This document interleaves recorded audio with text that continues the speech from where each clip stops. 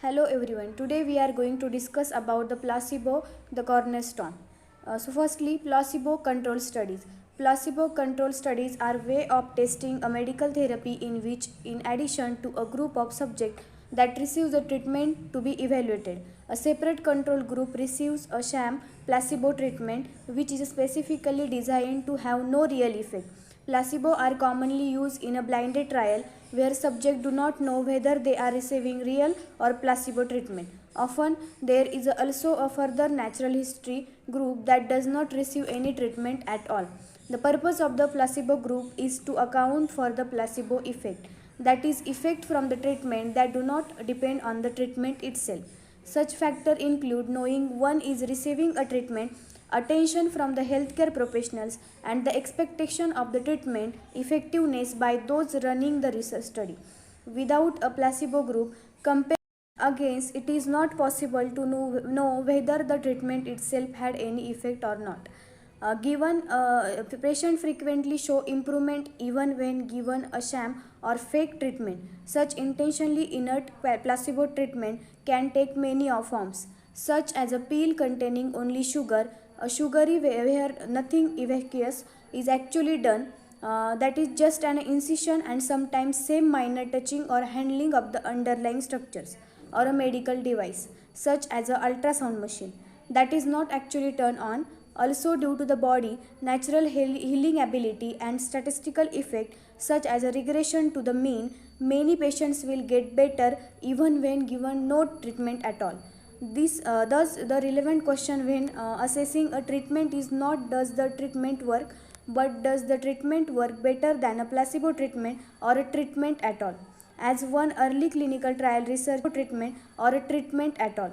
As one early clinical trial research wrote, the first object of a therapeutic trial is to discover whether the patient who receive the treatment under investigation are cured more rapidly, more completely, or more frequently than they would have been without it. More broadly, the aim of the clinical trial is to determine what treatment deliver in what circumstances to which patient in what condition are the most effective. Therefore, the use of placebo is a standard control component of the most clinical trial which attempt to make some sort of quantitative assessment of the efficacy of medical drug treatment. Such test or clinical trial is called as a placebo control study, and its control is of the negative type. A study whose control is a previously tested treatment rather than no treatment is called as a positive control study.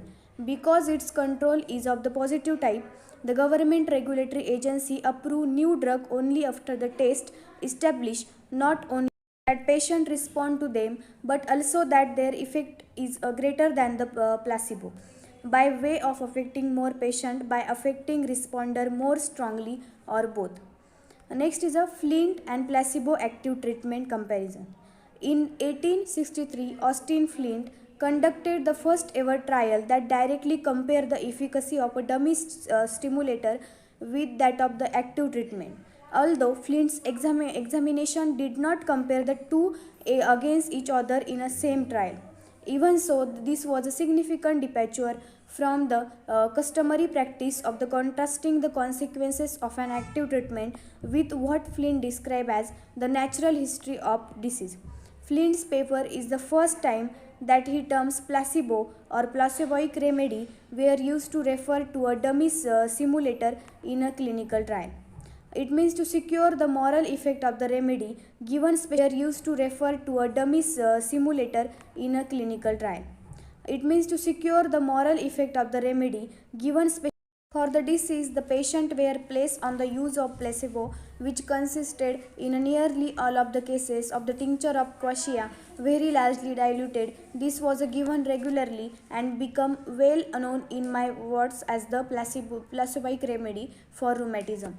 They treated 30 hospital intimates who had a rheumatic fever, 11 were acute and 2 were subacute. He then compared the result of his dummy placeboic remedy with that of the active treatment, already well understood result. Flint had previously tested and reported on the active treatment efficacy. There was no significant difference between the result of the active treatment and his placeboic remedy.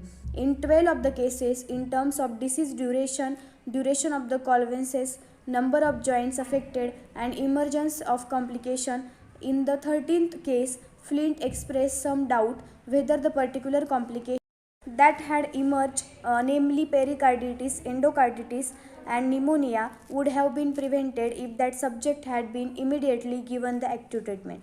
That's all about the placebo, the cornerstone. Thank you.